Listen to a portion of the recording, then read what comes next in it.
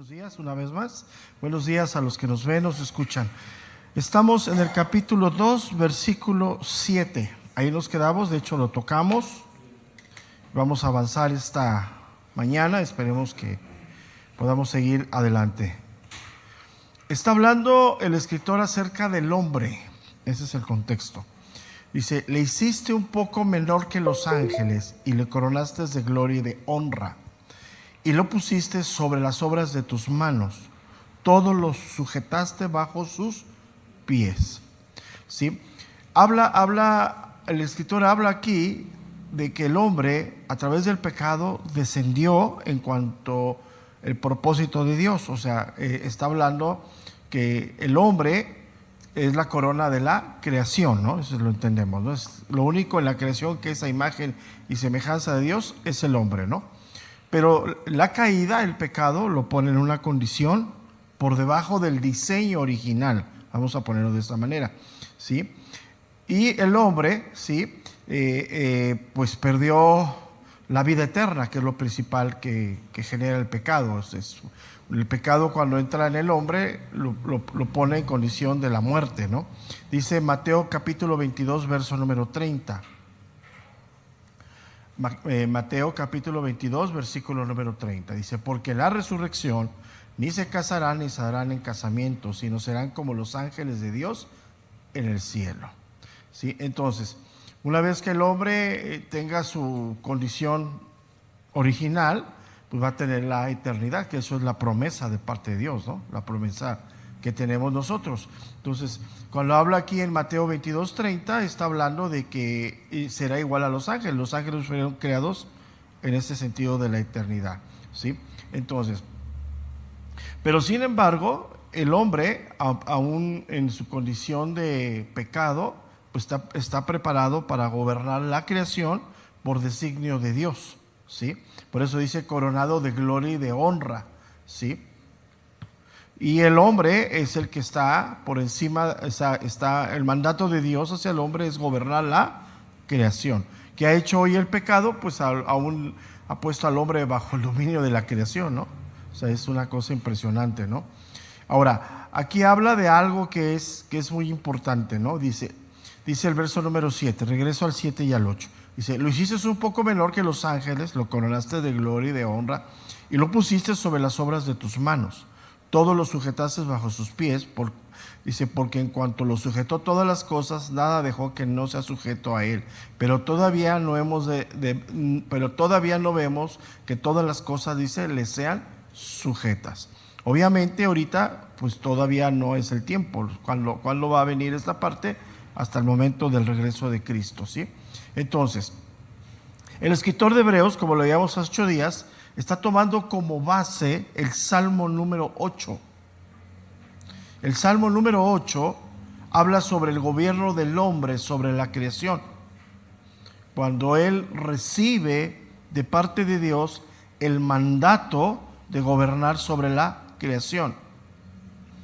Entonces, el hombre, al único que tenía que responderle sobre su gobierno era Dios, a nadie más. Entonces podemos decir que en ese momento Adán fue coronado como rey sobre la creación. En ese momento, en el momento Génesis 2, ¿no? Sí, él estaba en la cumbre de todo lo creado, ¿sí? Y todo lo vemos ahí, cómo está sujeto a él, los animales, todo. La caída, ya sabemos, el pecado distorsiona absolutamente todo, ¿sí? Entonces, cuando Cristo viene, ahora vamos a hablar aquí de algo que aquí la Escritura nos deja ver. Dice el verso número 9, vamos a leerlo, dice, vamos a entenderlo. Dice, pero vemos a aquel que fue hecho un poco menor que los ángeles, a Jesús. Está hablando del hombre. O sea, aquí el escritor se está refiriendo al hombre. Ahora, recordemos algo doctrinalmente sano. Él era hombre y divinamente Dios. Pero aquí está hablando del hombre. Entonces, el Salmo número 8 se cumple en la persona del hombre de Jesús, en la encarnación. El Salmo número 8, ¿sí?, habla acerca del gobierno, de la creación, y habla acerca del hombre. Entonces, en el versículo número 8, la segunda parte del versículo número 8, cuando dice, porque en cuanto le sujetó todas las cosas, nada dejó que sea sujeto a él, pero todavía no vemos que todas las cosas le sean sujetas. Está hablando de lo que está el hombre con pecado, a donde el hombre va a ser restaurado por la obra de Cristo, ¿sí? Porque el que se encarnó fue Cristo, pero se está refiriendo al Salmo número 8. Entonces ahí tenemos que tener cuidado de qué está hablando, ¿no? Salmo número 8. En ese momento, cuando Dios da vida, cuando está en la creación, crea al hombre, lo pone sobre la creación como gobernante sobre la creación, por designio de ¿quién? De Dios. Entonces, al que tenía que dar cuentas era a Dios. Entonces, Pablo entiende esto y lo plasma en una de las cartas. O sea, él entiende claramente esto. Dice, vamos a la primera carta de los Corintios, capítulo 15, versículo número 27.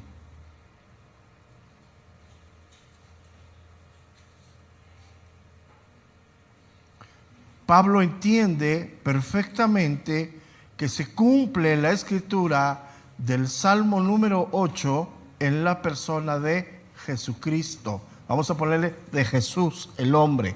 Dice 1 Corintios 15, 27. Porque todas las cosas las sujetó debajo de sus pies.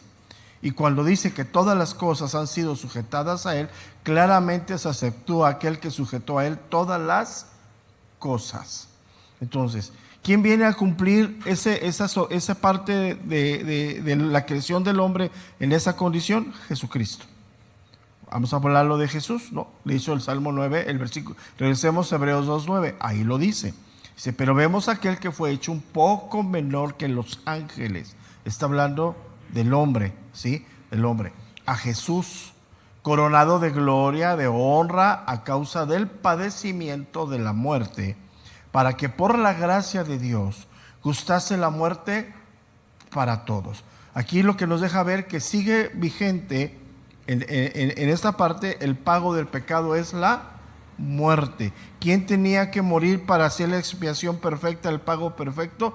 Un hombre por los hombres. En este caso, ¿quién fue? Jesús. Entonces, eso es doctrinalmente sano. O sea, estamos hablando del hombre que fue puesto en el vientre de María, que creció, que tenía, pero nunca debemos dejar de ver sin pecado, pero al mismo tiempo solamente en él, divinamente Dios, no hay otro. Entonces eso es el equilibrio perfecto de una doctrina sana del cristianismo, ¿no? Que tenemos que tener muy presente. Dice, y Pablo lo entiende, ¿no? Pablo entiende todo eso. Vamos a la carta de los Filipenses, capítulo 2, verso número 8. Filipenses 2:8.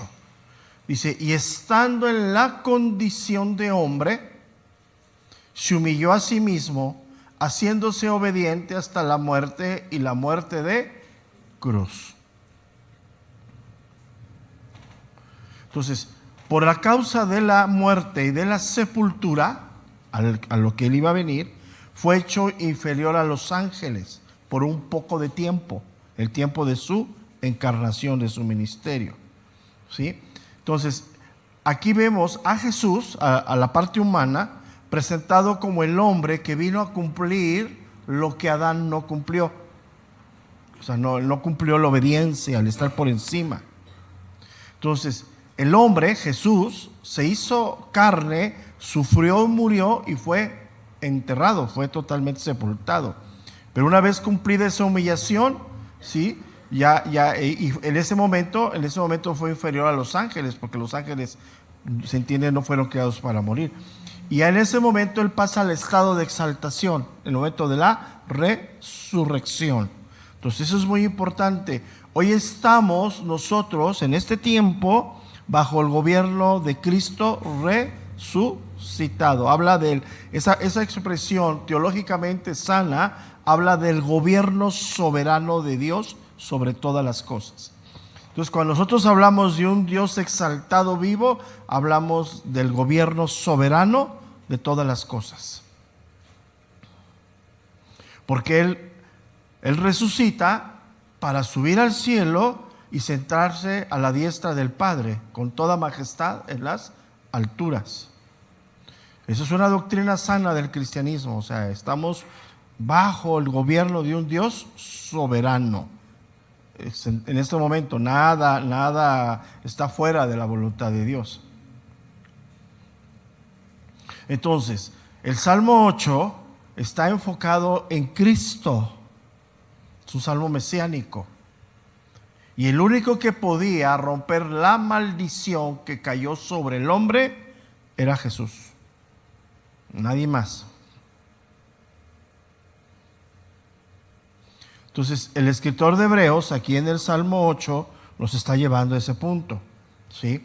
Pero no nos deja solamente sobre la muerte, sino nos lleva a la resurrección. Dice, porque en cuanto le sujetó todas las cosas, nada dejó que no sea sujeto a él, pero todavía no vemos que las cosas le sean sujetas. Pero vemos a aquel que fue hecho un poco menor que los ángeles, a Jesús, coronado de gloria y de honra a causa del padecimiento de la muerte, para que por la gracia de Dios gustase la muerte para todos.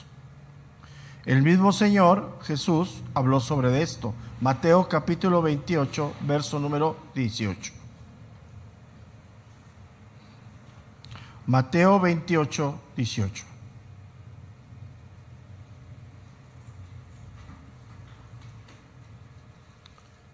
Dice, y Jesús se acercó y les habló diciendo, toda potestad me es dada en los cielos y ¿en dónde? En la tierra. Mateo 28, verso número 18. ¿Estoy bien? ¿Ok? Entonces, ¿qué nos enseña el versículo 8 y el versículo 9? ¿Sí? El versículo 8 sobre todo nos deja ver la condición del hombre y nos deja ver, ¿sí?, la restauración de la condición del hombre sobre la vida de Jesús. A eso vino, a restaurar la condición del hombre que se había perdido en el Edén. Y tenía que morir porque sigue vigente bíblicamente, el pago del pecado es la muerte. Por eso dice el verso número 9, a causa del padecimiento, dice, de la muerte. Y el Señor Jesús experimentó la muerte en el más alto grado de amargura. O sea, pero Él no fue como mártir, sino Él fue como una persona sin pecado, como Salvador. O sea, Cristo no es un mártir como lo quieren presentar. O sea, Él no fue para ver qué ganaba. Él se presenta sin pecado, Él se presenta sin nada que lo causara, o sea, que le provocase la muerte o que tuviera que morir por eso, sino se presenta como Salvador de la humanidad. O sea, Cristo no fue a la cruz como un mártir, como lo presenta la Iglesia Católica, el mártir. O sea, a ver qué ganaba, a ver qué favor ganaba de Dios, ¿no? Sino Él viene, se encarna como Salvador de la humanidad. ¿Por qué? Porque en Él no había pecado. Entonces, al no haber pecado, no aplica, el pago del pecado es la muerte. Pero anótala ahí en tus notitas, estamos hablando del hombre, divinamente Dios. ¿Sí me explico? O sea, estamos estudiando esa parte y lo tenemos que separar, lo que es el hombre y lo que es divinamente Dios, ¿sí? Sentado a la diestra en la majestad de las alturas. Entonces, Él vino como Salvador para quitar la maldición que había sobre el hombre. ¿Cuál es la maldición? La muerte, la separación de Dios.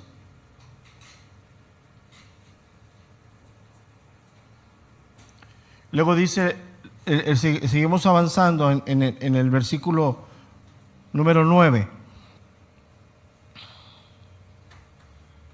Dice, para que por la gracia de Dios gustase la muerte para con todos. Para que por la gracia de Dios gustase la muerte para con todos. Esta frase lo que hace claro es la muerte expiatoria y vicaria de Cristo. ¿Qué significa la muerte expiatoria y vicaria de Cristo? Con sufrimiento en lugar nuestro. Esa es la expiación. Alguien paga por otro. Pero fue vicaria porque tuvo sufrimiento. O sea, Él padeció.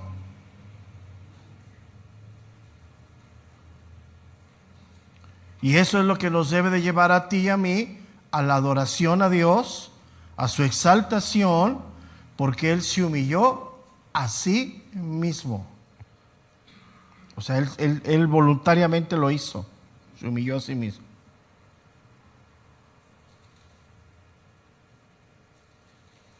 Entonces Él vino a cumplir plenamente en su persona, en su humillación. El pago del pecado es la muerte. ¿Por qué? Porque fue expiatorio. ¿Qué quiere decir? A Él se le cargó todas las transgresiones de la humanidad. Doctrina sana, ¿eh? Esa es la doctrina fundamental del cristianismo. La muerte expiatoria de Jesucristo. Un justo por todos nosotros. Si Él hubiera hecho eso, el hombre estaba en camino a la perdición eterna. No hay otro camino. ¿Sí? Vamos a recordar algo que hemos leído mucho y que está presente como es una doctrina fundamental del cristianismo. Vamos a la carta de los Romanos, capítulo 5, verso número 12.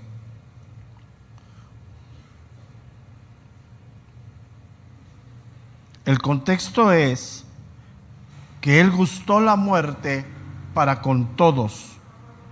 O sea, la muerte expiatoria, la muerte vicaria de Cristo es para todo aquel que cree. Está abierta en este momento, ¿sí? Romanos 5:12. Por tanto, como el pecado entró en el mundo por un hombre y por el pecado la muerte, así la muerte pasó a todos los hombres por cuanto todos pecaron.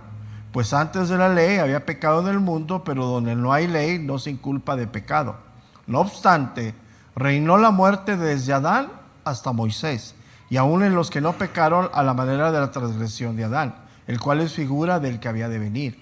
Pero el don no fue como la transgresión, porque si por la transgresión de aquel uno murieron los muchos, abundando mucho más para los muchos la gracia y el don de Dios por la gracia de un hombre, Jesucristo. Y con el don no sucede como en el caso de aquel que uno pecó, porque ciertamente el juicio vino a causa de un solo pecado para condenación, pero el don vino a causa de muchas transgresiones, ¿para qué? Para justificación. Verso 17. Pues si por la transgresión de uno solo reinó la muerte, mucho más reinará en vida por uno solo, Jesucristo, los que reciben la abundancia de la gracia y el don de la justicia. Así que como por la transgresión de uno vino la condenación a todos los hombres, de la misma manera por la justicia de uno vino a todos los hombres la justificación de vida.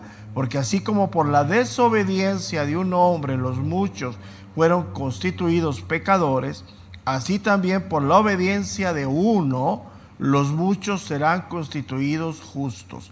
Pero la ley se introdujo para que el pecado abundase. Mas cuando el pecado abundó, sobreabundó, ¿qué dice? La gracia. ¿En dónde estamos hoy parados? En la gracia. ¿Cómo está sobreabundando? Abierto para la salvación. ¿A quién? A todos. Entonces eso es importantísimo, ¿no? Dice el verso 21, ahí terminamos.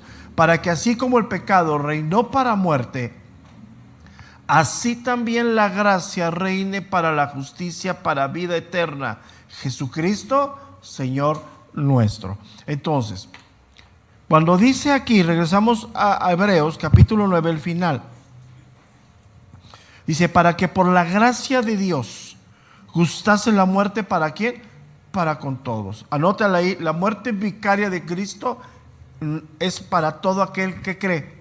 No hay excepción de personas. Eso es impresionante, ¿no? Eso es gracia.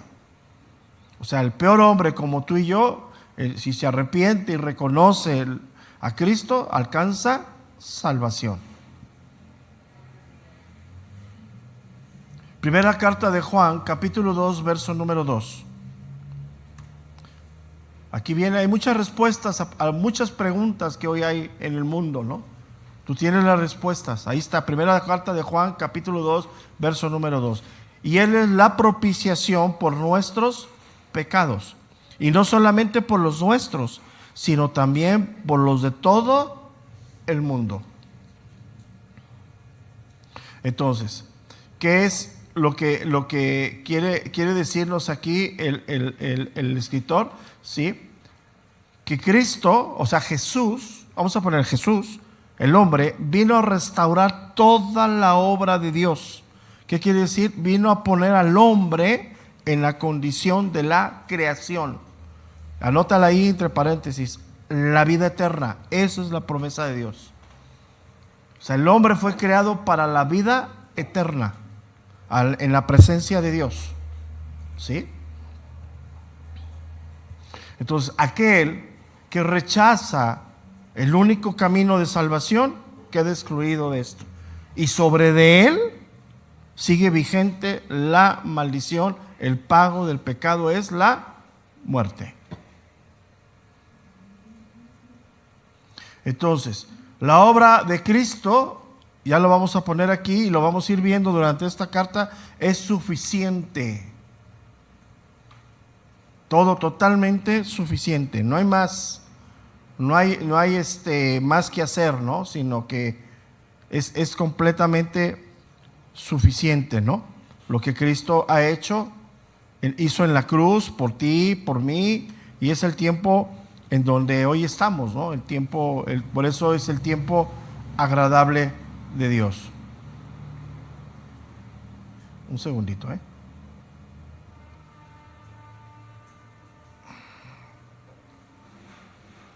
Vamos a seguir adelante, nomás aquí acomodo. Es que se me fue. Aquí está.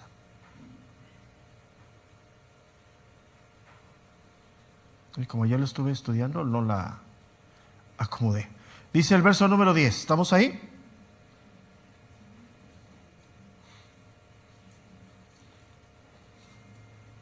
Déjenme acomodar porque me hizo la letra. Ya, ok. Dice el verso número 10. Porque convenía aquel cuya causa son todas las cosas, y porque en todas las cosas subsisten, que habiendo de llevar muchos hijos a la gloria, perfeccionarse por aflicciones al autor de la salvación, dice, de ellos. Aquí hay algo bien importante. Lo que Cristo vino a hacer y pagar en la cruz era un plan perfecto de Dios. O sea, todo lo que aconteció, lo que hicieron los romanos, lo que hizo Judas, todo estaba en el plan perfecto de Dios. Aquí lo vemos, porque convenía aquel cuyas causas son todas, dice, las cosas. Ahora, ¿cuál es el contexto? Fíjate, le está escribiendo a judíos que creen en un Mesías, que es Jesucristo, el cumplimiento de las cosas, pero en este tiempo era causa de vergüenza hablar de Cristo que había sido crucificado. O sea, en este tiempo de la Biblia, aquí en este espacio, era una vergüenza hablar de Cristo públicamente porque él había sido crucificado públicamente. ¿Sí? Recuerda que fue crucificado públicamente y en su resurrección lo vieron algunos, no fue tan público su resurrección. Entonces, el versículo 10 está prácticamente dirigido, ¿sí?, hacia los creyentes de esa época que padecían la persecución y el escándalo de seguir a un Mesías crucificado públicamente y avergonzado como fue Cristo hecho. O sea, todo lo vicario de Cristo, todo lo que vemos y entendemos fue algo vergonzoso de aquel tiempo. Entonces, muchos de ellos, por toda esta persecución, por todo esto, estaban renunciando a la fe. Ese es el contexto. Estaban diciendo, ya no, o sea, ¿cómo vamos a seguir a un Cristo, a un Mesías crucificado? Entonces, para los judíos era aberrante, ellos no lo concebían así, ¿sí? Pero aquí vemos algo bien importante, fíjate, lo que para el hombre le es conveniente, para Dios no le es. O sea, para Dios, todo lo que aconteció en su muerte, su traición, todo lo vicario, o sea, lo que lo maltrataron, le exhibieron, se burlaron, le escupieron, todo lo que describe los evangelios, para Dios era conveniente. Entonces, eso es bien importante, ¿no? Porque a veces hay preguntas que el hombre hace desde su propia concepción de cómo debe de ser la salvación. Y Dios dice, esto es así. Entonces, ¿para qué podemos entender aquí? El verso 10 nos deja ver que lo que el hombre piense de cómo puede ganarse la salvación queda totalmente fuera de. Totalmente. El que establece las reglas de cómo Dios va a ofrecer la salvación, la vida eterna, según el contexto anterior, es Dios, no los hombres. Y eso es muy importante. Nuestras opiniones de cómo debería haber sido Cristo, qué debería ser, quedan fuera totalmente. Entonces, ¿qué nos enseña aquí? ¿Sí? Mira, eso lo entendieron los apóstoles. Vamos al libro de los Hechos, capítulo 2, verso número 23.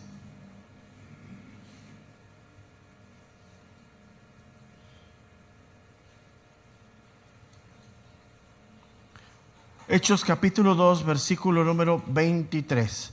A este, entregado por el determinado consejo y anticipado conocimiento de Dios, prendisteis y matasteis por manos de inicuos, crucificándole. Ahí ponle, cuando dice crucificándole, avergonzado, maltratado, vituperiado. O sea, todo ese proceso que vivió en ese tiempo antes de llegar a la cruz, es un escándalo totalmente, ¿no? Entonces, para los judíos de aquel tiempo era un escándalo. Pero recuerda esto, la mente del hombre entenebrecida por el pecado está cegada.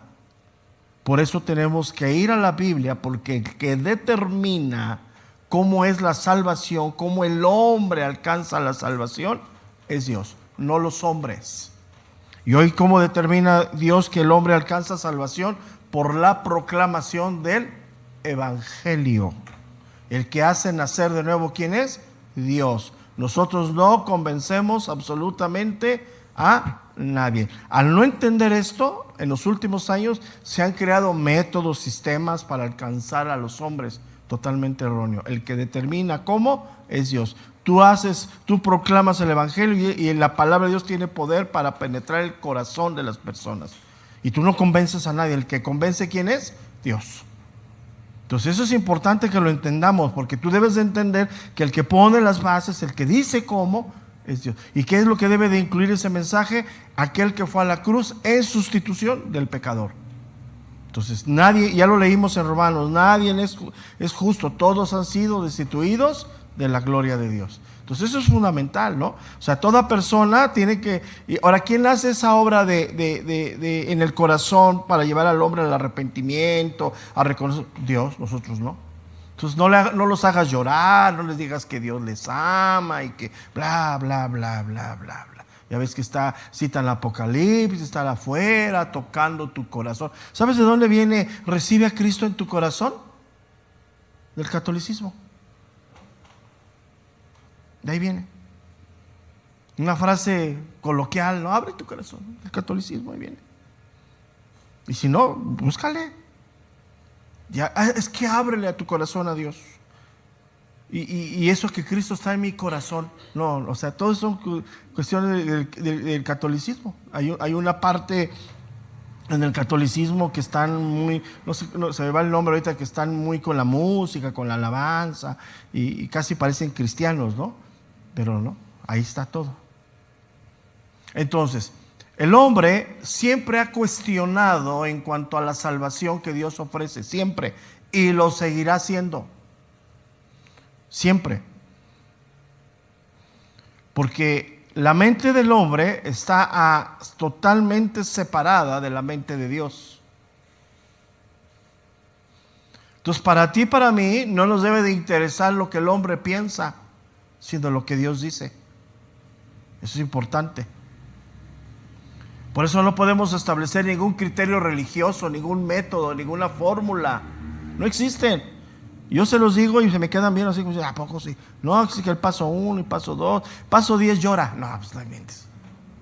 No existe. No existe nada de eso. Ahora, el camino que Dios escogió que le fue conveniente, pues fue la muerte de Cristo. Y hubo un padecimiento serio. Entonces, aquí hay una palabra que es muy importante, ¿sí? Y que nos deja ver, ¿sí? La palabra aflicciones, que nos habla de sufrimiento.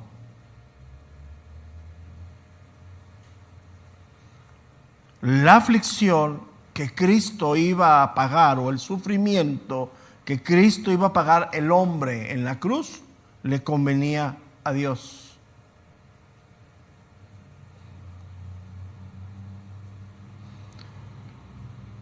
Entonces, nos deja ver que la redención preparada a los hombres no fue algo improvisado por Dios. Que cuando Adán cayó en el huerto del Edén y pecó y se separó, dijo Dios, ¿y ahora qué hacemos? ¿No? Era un plan perfecto.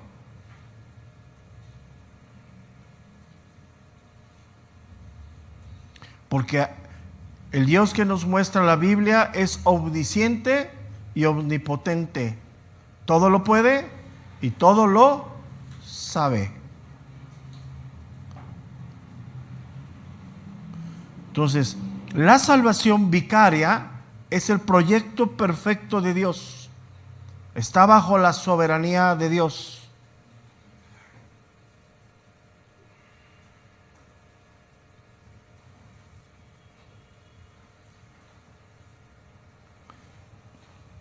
Dice el versículo número 10, que habiendo de llevar muchos hijos a la gloria. Aquí hay dos cosas fundamentales que ofrece Dios en la salvación a todo aquel que cree. La primera, sí, habla de que Dios hay una intención de Dios de acercarnos a Él como hijos. Dice el verso número 10, que habiendo de llevar muchos hijos a la gloria. Ser hijo es participar de la naturaleza divina de Dios. Santidad, justicia, integridad, amor, etc. Y en segundo lugar, Él quiere que compartamos su gloria. Dice que habiendo de llevar muchos hijos a la gloria. Y eso es lo que inicialmente fue Adán. Fue hecho a la imagen y semejanza de Dios y compartía la gloria de Dios porque era el reflejo de Dios.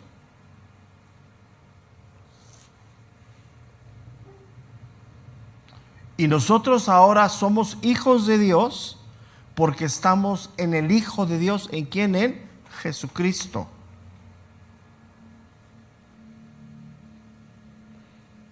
Y Él quiere llevarnos a la gloria de Dios. O sea, que crezcamos en la semejanza de Él. Pero para entrar en el camino de la semejanza de Dios, primero tenemos que ser justificados y regenerados por Dios. Lo que hace Dios en nosotros en el nuevo nacimiento. O sea, nadie puede crecer a la imagen de Cristo si primeramente no han nacido de nuevo. Eso es fundamental, ¿eh? O sea, esas ideologías que casi es cristiano, pues si no se han convertido, pues no tienen nada en similitud a Dios. Nada. O sea, aquí hay algo importante. O somos o no somos. No hay más.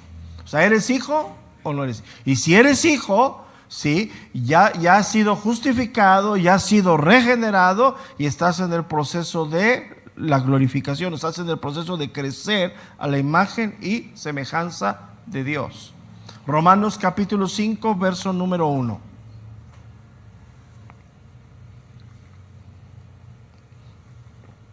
Hoy sí estamos viendo pura doctrina, fundamental, esto es doctrina fundamental.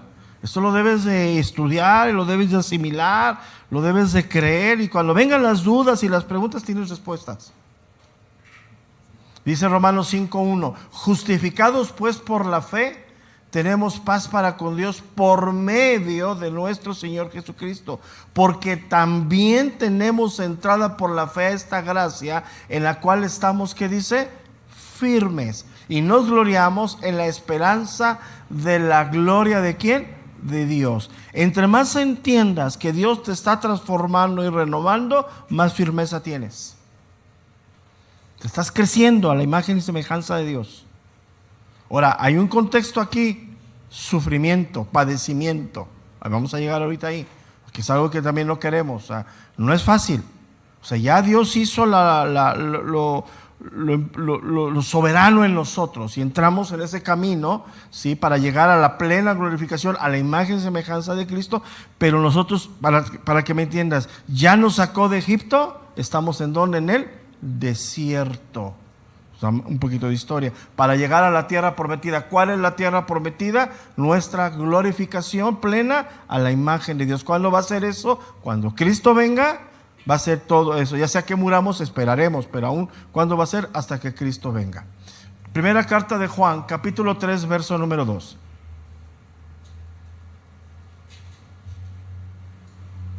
Esto es doctrina fundamental para ti, porque si caminas en este tiempo viéndote a ti, confiando en ti, te vas a cansar.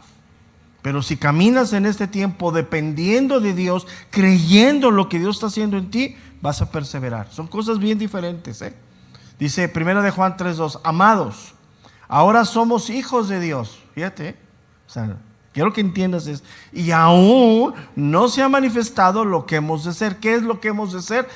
La gloria de Dios, o sea, al crecer a la imagen y a la estatura de la plenitud del varón perfecto en Cristo Jesús. Pero sabemos que cuando Él se manifieste, seremos semejantes a Él, porque le veremos tal como Él es. En este cuerpo no podemos ver a Dios. ¿Por qué? Porque sigue estando en pecado. Para poder tener esa cercanía, y si tú me preguntas cómo va a ser, ni idea tengo. Pero primero tenemos que ser transformados plenamente a la imagen de Él. ¿Cuándo va a ser eso? Anótalo ahí: hasta el regreso de Cristo. Y el que tiene esta esperanza bien fundada en Él, se santifica cada cuando, todos los días. ¿Cuándo viene Cristo, hermanos? ¿Sí entiendes el concepto del cristianismo moderno? Ay, ya estoy cansado y estoy... Sí, porque estás en la carnota. El que entiende esto, aunque te veas en el espejo pues con bolsas y con canas, dices, no hombre, sigo adelante porque Cristo va a venir. Eso es lo que hoy la iglesia ha perdido. O sea, si hoy sonara la trompeta, ¿estás listo? ¿Tienes coronas para entregarle a sus pies según Apocalipsis? Que hay un momento en donde las coronas que tenemos, Señor, todo es tuyo. Hasta me enchina la piel. Eso es lo que dice Apocalipsis. ¿Vas a llegar ahí y vas a pedir prestado? Oye, ¿traes ahí una coronita? Es que si vivimos hoy, dependes de otros. Dependes de otros, no dependes de tu relación con Dios. Y si hoy sonara la trompeta, ¿qué sucede? Por la gracia tienes salvación. O sea, pasas de panzazo. ¿Y qué vas a llegar a la presencia de Él? Y vacío. Piénsale. Porque es lo que han hecho hoy. Han puesto a la iglesia en esa condición. Con su eslogan de la sana doctrina. Sí, la sana doctrina es trazar la palabra correctamente. Pero la sana doctrina, según la Biblia, es vivir conforme a esa palabra. Ahí donde el coche se les atora a medio mundo. Que es bien fácil, mira, si tienes capacidad intelectual de hablar y de aprender,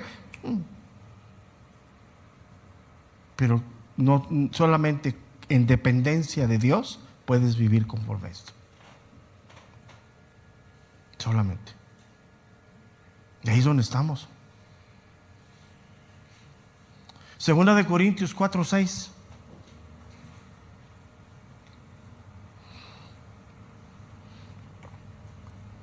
Porque Dios, que mandó que de las tinieblas resplandeciese la luz, es el que resplandeció en nuestros corazones para iluminación del conocimiento de la gloria de Dios en la faz de ¿quién? ¿Y a dónde veo a Cristo, hermanos? En la palabra. ¿Dónde entiendo la voluntad de Dios? En Cristo, en la palabra de Dios. Si yo desconozco la palabra de Dios, si yo no me acerco a la palabra de Dios, no tengo ni idea de dónde ando. Se pierdo la brújula como cristiano. Y aquel que anda listo para devorar, no, salte del redil y mira, te echa la mano. Y caes totalmente. Hoy no vemos a Dios, hoy no lo sentimos. Pero todo lo vemos ¿en quién? En Cristo. Sí, yo no estoy diciendo que no sientas bonito y que a veces llores. No, sí, pero eso no es la base. Si fuera la base, pues qué padre, ¿no? Entonces hoy todo lo vemos, todo lo de Dios lo vemos a través de Cristo. Y para ver la obra de Dios en Cristo tienes que ir a la Escritura. Que la palabra de Dios es viva y es eficaz. Y Él lo dijo, la Escritura da testimonio de mí. ¿Cuándo lo veremos cara a cara? ¿Cuándo será todo esto hasta el final? ¿Cuánto tiempo falta? No lo sé.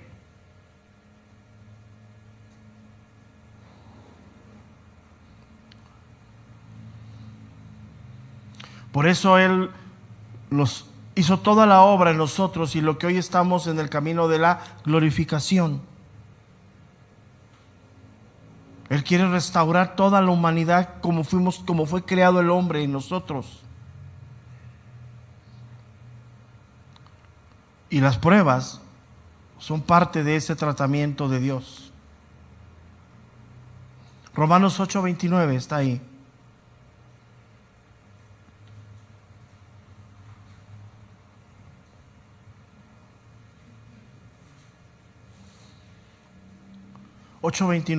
Dice, porque a los que antes conoció, también los predestinó para que fuesen hechos conforme a la imagen de su Hijo. Pone ahí a la gloria, según Hebreos 9 final. Muchos hijos a la gloria. ¿Qué quiere Dios? Que la imagen de su Hijo se refleje en ti. Y para eso, un instrumento que Dios usa para perfeccionarte es el sufrimiento. Y dice, ¿qué pasó? Pues, ¿cómo? Y eso es bueno.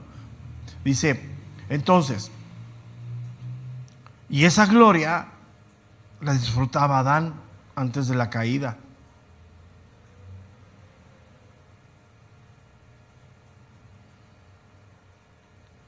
Entonces, el contexto es que los receptores de esta carta estaban recibiendo persecución, descrédito, burla, escarnio. Ah, tu Dios, el soberano, lo llevaron a la cruz. Murió, se desangró. Imagínate todo lo que hablaron, todo lo que hicieron. Imagínate. Y eso traía a ellos aflicción. Primera carta de Pedro, capítulo 4, verso número 3.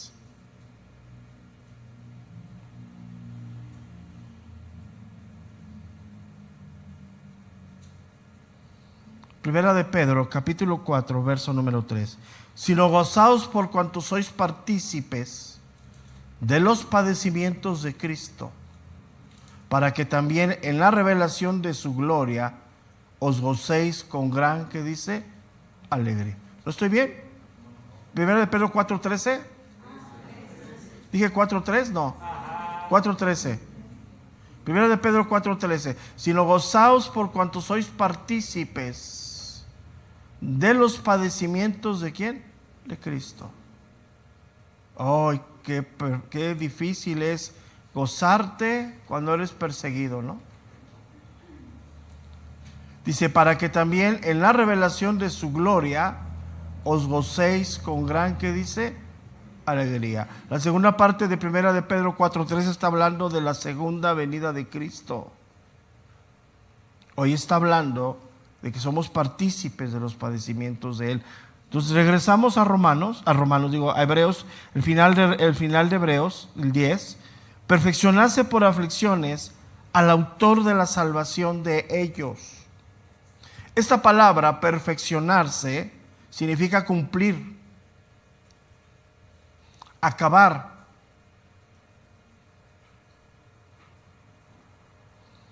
Entonces está hablando del hombre, de Jesucristo, Jesús el hombre. Él tuvo que también ser perfeccionado a través de la aflicción.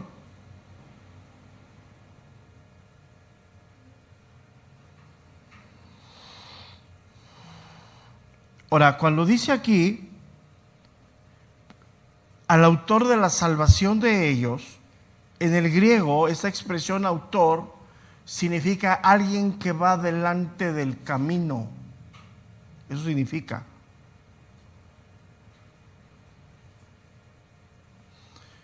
Cristo lo que hizo fue forjar un sendero pionero, una entrada a la presencia del Padre a través del sufrimiento. Él va por delante. Si nos vamos a la historia bíblica, estamos hablando del éxodo, caminar por el desierto. Ya que la redención se entiende el rescate de la esclavitud de Egipto.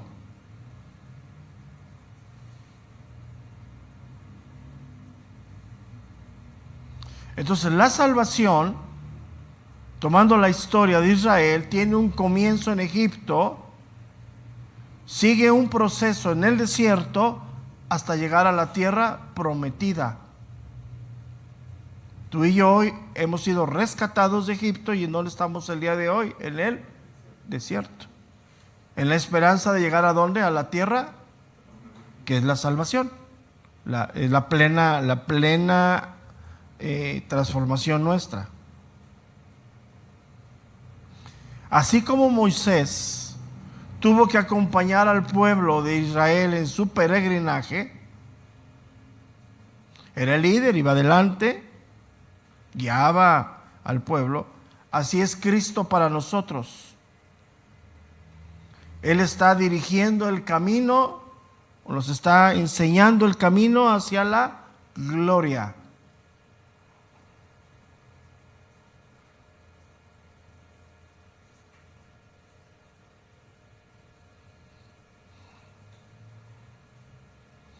Y Él desde su encarnación tuvo padecimiento, se humilló a sí mismo. ¿En dónde terminó esa humillación y todo eso? Hasta su exaltación, cuando Él asciende al trono.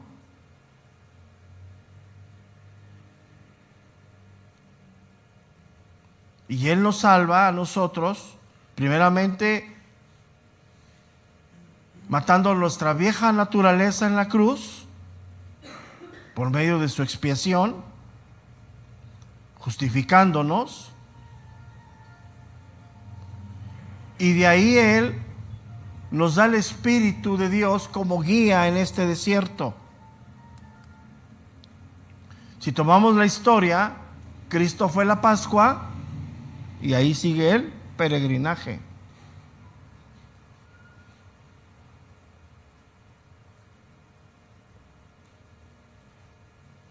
Entonces, como vemos, la salvación estuvo plena, completa en nuestra justificación en la Pascua, pero estamos en el desierto, tomando simbólicamente que habitamos en un cuerpo de pecado, que se inconforma, que se queja, que nada le gusta.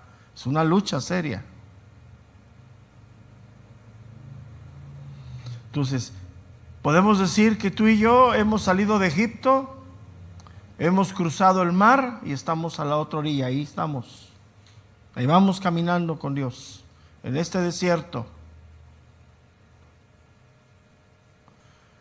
Y todo lo que hizo Cristo lo hizo perfecto en nuestra justificación, en nuestra regeneración. que fue consumado en la cruz por él.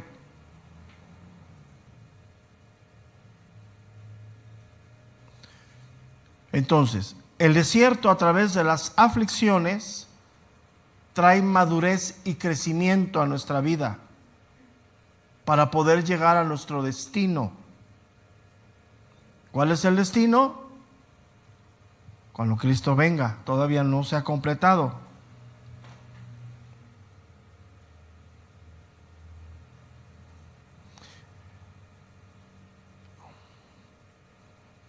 Entonces, el ejemplo de esto que estoy hablando es Abraham. Abraham fue llamado por Dios, se le dio una promesa, la promesa se cumplió y después fue probada su fe.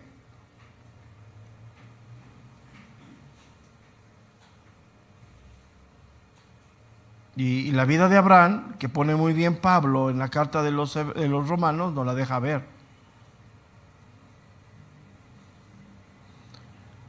Para Abraham, la prueba que tuvo con Dios fortaleció su fe. Porque había esterilidad en el vientre de Sara, ellos ya eran viejos, Dios cumplió la promesa, le da a Isaac como promesa el cumplimiento de eso y después le demanda: toma a tu hijo y sube. Él iba obediente. Y él pasó la prueba, la aflicción, la tentación, y su fe de Abraham fue confirmada. ¿En dónde estamos tú y yo ahorita? En el momento de confirmar nuestra fe en Dios.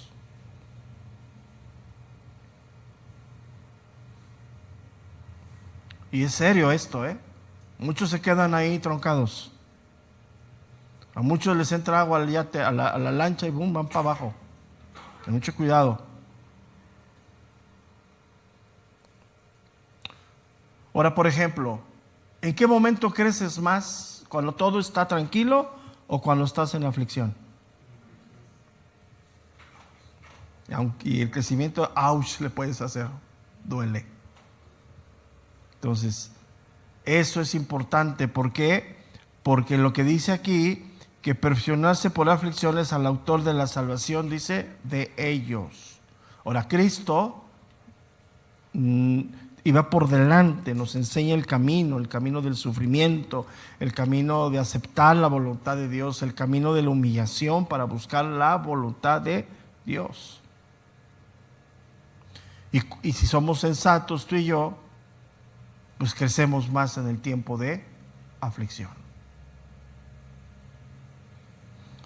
¿En qué momento clamas más a Dios? En el momento que están las cosas que arden, ¿sí o no? Te levantas en oración y te duermes en oración, ¿sí o no? Es parte de la vida. Entonces, anótale ahí, nuestra vida, nuestra nueva vida, es lo que vamos a ponerle, va a ser perfeccionada por medio de las aflicciones.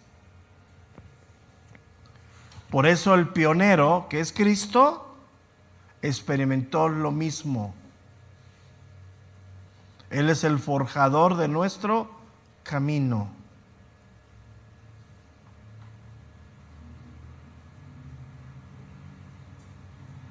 Entonces, por eso, muchos hijos van a llegar a la gloria por el camino abierto por Él. Camino nuevo y vivo en Cristo. Fuerte esto.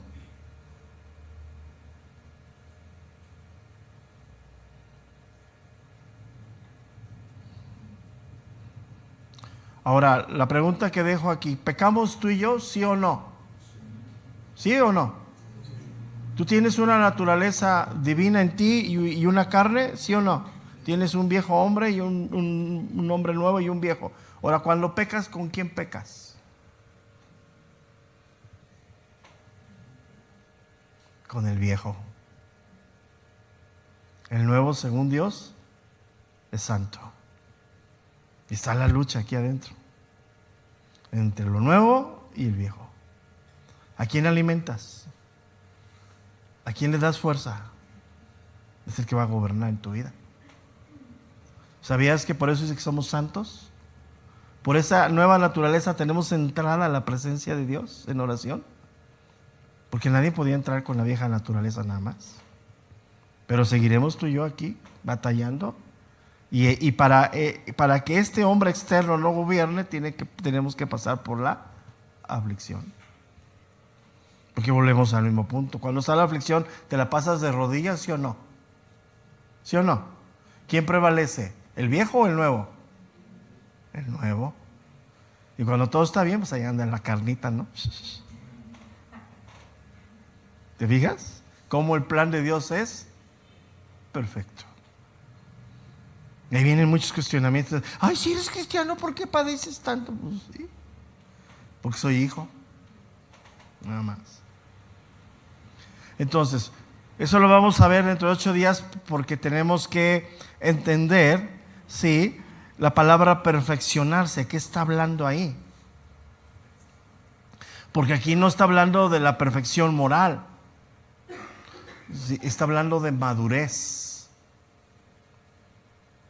La manera en la que maduramos es a través del sufrimiento. La prueba hace madurar. ¿Sabes por qué la prueba hace madurar? Porque lo primero que saca la prueba es lo que verdaderamente hay en nosotros.